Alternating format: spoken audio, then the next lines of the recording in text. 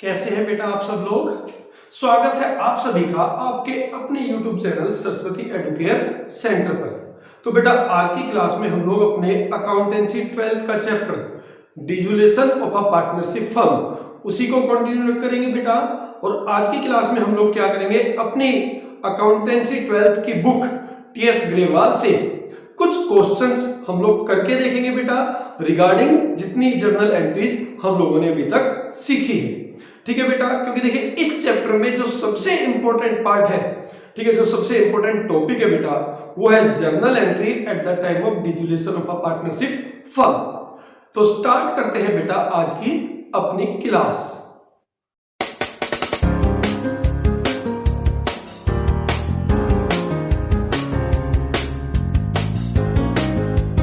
Question number 12 में है क्या बेटा, दो पार्टनर हैं, एक है अमन और एक है हर्ष, और उनका प्रॉफिट शेयरिंग रेशो गिवन नहीं है। They want to dissolve their firms, और उस टाइम पे हमें जर्नल एंट्री पास करनी है। तो इसमें जो सबसे पहला केस है बेटा, केस ए, इसमें लिखा है बेटा फर्नीचर है 50,000 का, Aman took over 50% of furniture at 10% discount and the remaining furniture was sold at 30% profit on the book value. तो पहले बेटा अमन का ट्रीटमेंट कर लेते हैं। हम इसमें दो के तरीके से जर्नल एंट्री पास कर सकते हैं बेटा, मैं आपको दोनों बता रहा हूं। सबसे पहले क्या करना है, जो अमन ने लिया है उसकी वैल्यू निकालते हैं। अमन ने लिया है बेटा 50,000 का हाफ, ठीक है, दैट इज 25,000, वो भी किस पे बेटा, 10% डिस्काउंट पे। किसका 10% डिस्काउंट, 25,000 का हाफ वैल्यू का, ठीक है। ये कैसे निकाला, 25,000 का 10% यानी 10/100, ठीक है। तो इसका डिस्काउंट पे लिया है तो इसने लिया होगा बेटा 22,500, यानी हमने अपना आधा फर्नीचर यानी 25,000 की कोट 22,500 में अमन को दे दी। तो बेटा हम अमन से पैसा ले लेंगे, कितना, हम एंट्री करेंगे अमन्स कैपिटल अकाउंट डेबिट 22,500 और क्रेडिट करना है realisation to realisation account,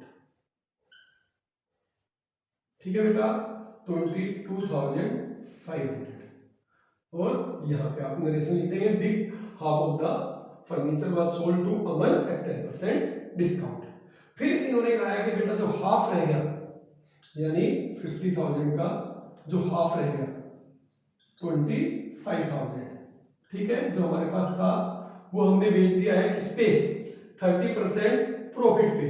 30% profit 7,500, ठीक है, किसका, 25,000 का 30%, ठीक है, 7,500 प्रॉफिट पे बेचा है।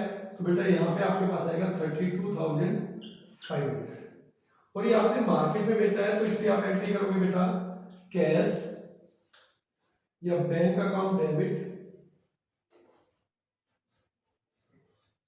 32,500 टू रियलाइजेशन अकाउंट।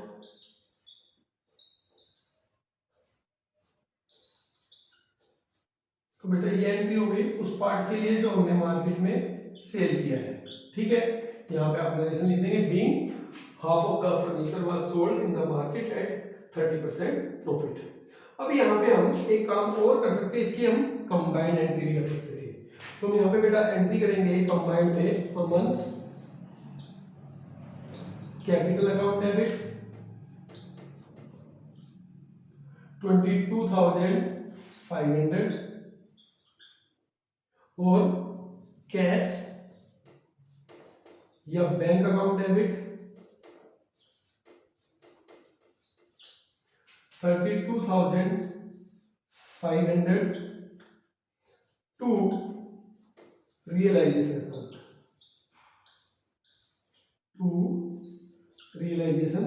अकाउंट, और ये बन जाएगा बेटा 55,000, ठीक है।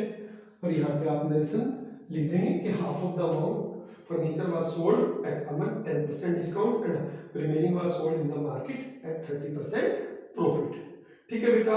तो ये इसका पहला केस था, केस ए। अब बात करते हैं केस बी की बेटा।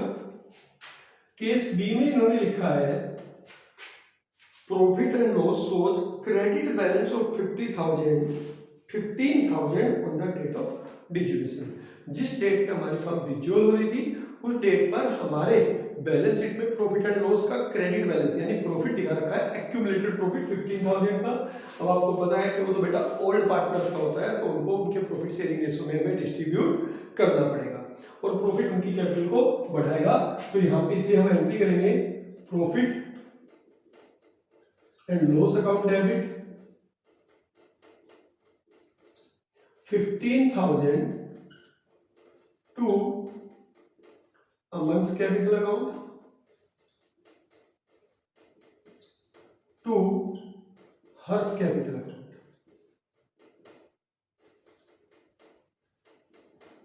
ठीक है, और यहां पे आप डिस्ट्रीब्यूट कर देंगे 7500 अमन को और 7500 हर्ष को। ठीक है, और यहां पे आप नरेशन लिख देंगे being accumulated profit distributed in the partners in their profit sharing ratio. ठीक है बेटा, अब चलते हैं अपने थर्ड केस की तरफ। अब देखिए थर्ड केस बहुत इंपॉर्टेंट और बड़ा अच्छा है। इसमें लिखा है Harsh loan of 6,000 were settled by paying 5,500। अब यहाँ पे हर्ष हमारा पार्टनर है, तो पार्टनर के लोन को हम रियलाइजेशन अकाउंट के थ्रू सेटल नहीं करते, वहां पे केवल हम external liability outside liability settle करते हैं। उसके लिए हम अलग से एंट्रीज करते हैं। जब हमारी एक्सटर्नल लायबिलिटी पे हो जाती है और उसके बाद पैसा बचता है बेटा, ठीक है, तो उससे हम लोग पार्टनर के लोन की पेमेंट करते हैं। तो इसलिए यहां पर जो एंट्री होगी बेटा, एंट्री होगी Harsh loan account debit 6,000 to cash या बैंक अकाउंट। अब देखिए यहां पे लोन कितने का है 6,000 का, बट हमने पे कितना किया है 5,500। ठीक है, तो हमारे कैश या बैंक से जाएगा बेटा 5,500 और यहाँ 500 रुपए का हमें बेनिफिट हो गया है, फायदा हो गया फर्म को। बट इस चीज का आपको ध्यान रखना है कि उस बेनिफिट को हम किसी और नाम से नहीं दिखाएंगे, हम किस नाम से दिखाएंगे टू रियलाइजेशन अकाउंट। इस चीज का बहुत ध्यान रखना है। ठीक है, और यहां पे आप लिख देंगे 500 रुपीज। ठीक है, नरेशन में लिखेंगे being loan of Harsh settled by paying 5,500 against 6,000। ठीक है बेटा, अब चलते हैं इसके डी केस पे। तो डी केस में इन्होंने क्या बोला बेटा, डी केस में बोला है firm paid realisation expenses of ₹5,000 on behalf of Harsh a partner. देखिए बड़ा अच्छा क्वेश्चन कि भाई यहाँ पे फर्म ने पे जरूर किया रियलाइजेशन एक्सपेंसेस, बट किसके बिहाफ पे किया है हर्ष के। एक्चुअल में रियलाइजेशन एक्सपेंसेस पे करने थे हर्ष को, बट हर्ष के बिहाफ पे किसने पे कर दिया है फर्म ने। तो ये फर्म का खर्चा नहीं है बेटा, ये हर्ष के लिए खर्चा था। ठीक है, बट जो पे किसने कर दिया है फर्म ने पे किया है। तो फर्म किससे लेगी बेटा, फर्म यहाँ पे पैसा लेगी हर्ष से। तो यहां पर एंट्री हो जाएगी हर्ष कैपिटल अकाउंट डेबिट, हम उसकी कैपिटल में से डेबिट कर देगी टू कैश या बैंक अकाउंट। और कैश या बैंक अकाउंट हमें क्रेडिट करना पड़ेगा क्योंकि एक्चुअल में फर्म ने कैश पे किया है। ठीक है बेटा, तो यहां पे अमाउंट कितना है 5,000। इस एंट्री को आप अच्छे से समझ लें। यहां पे जो पेमेंट करनी थी, खर्चे जो थे रियलाइजेशन एक्सपेंसेस वो किसके थे बेटा हर्ष के थे, जो हर्ष के बिहाफ पे फर्म ने पे किया है। ठीक है, firm paid on behalf of Harsh, इसलिए फर्म ने क्या किया बेटा हर्ष से ले लिया है। ठीक है, तो इसलिए हर्ष का कैपिटल अकाउंट क्या है डेबिट टू कैश या बैंक अकाउंट। अब देखते हैं बेटा अपना अगला केस, केस ई। लिखा है there was a bill for ₹1200 under discount. Contingent liability होती है बेटा जब हमने अपने किसी बिल को बैंक से डिस्काउंट करा रखा है। ठीक है, क्योंकि अगर ड्रॉई ने वो अमाउंट पे नहीं किया तो फिर वो हमें पे करना पड़ेगा, वो हमारी लायबिलिटी है। Bill was received from Som who became insolvent. Som से बिल लिया था, वो इंसॉल्वेंट हो गया। And a first and final dividend of 25% was received from his state. और हमें उससे केवल कितना मिला था बेटा 25%। बट फिर भी हमें बैंक को तो पूरा पे करना ही पड़ेगा। तो हमें अगर देखें तो इस बिल पे 75% का लॉस हो गया, 1200 का 25% यानी 1/4 दैट इज 300, वो तो हमें मिला, बट 900 रुपये हमें, ठीक है, अपनी जेब से, ठीक है, बैंक को पे करना पड़ा। तो ये 900 रुपये का हमें यहाँ पे लॉस दिखाना है, ठीक है। इसमें आप दो तरीके से एंट्री कर सकते हो। एक वही पहले आप एंट्री करो, डिसऑर्डर हो गया बिल, तो आप एंट्री करोगे रियलाइजेशन अकाउंट डेबिट,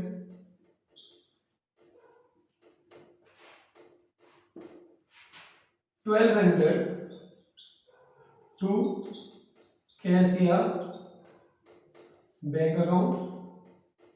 ये बेटा वो है जो हमारी फर्म को, ठीक है, बैंक को पे करना पड़ेगा जब वो बिल डिसऑनर्ड हो जाएगा, क्योंकि जो हमारा ड्रॉई था सोम हु बिकेम इंसॉल्वेंट, तो हमें पूरे 1200 रुपीज बैंक को पे करने पड़ेंगे।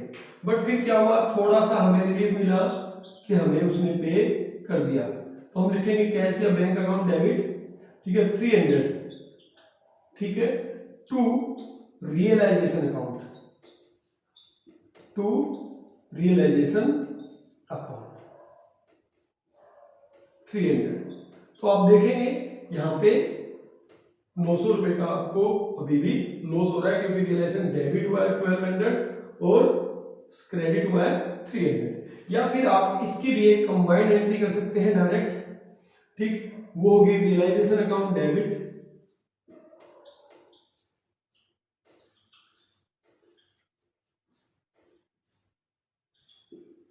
टू कैश या बैंक अकाउंट 900 और यहां पे 900। ठीक है बेटा, समझ में आया है यहां तक। अब इसके बाद करके देखते बेटा इसका लास्ट केस, ठीक है, दैट इज एफ।